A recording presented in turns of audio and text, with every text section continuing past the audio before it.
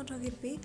আচুৰ্য বৰপাত্ৰ গোহাঁইৰ তেওঁ হ'বলগীয়া পত্নী মীনাক্ষী বৰদলৈৰ লগত ইতিমধ্যে আজি এংগেজমেণ্ট হৈ গ'ল আৰু আমাৰ চেনেলৰ ফালৰ পৰা দুয়োলৈকে থাকিল অযুত শুভকামনা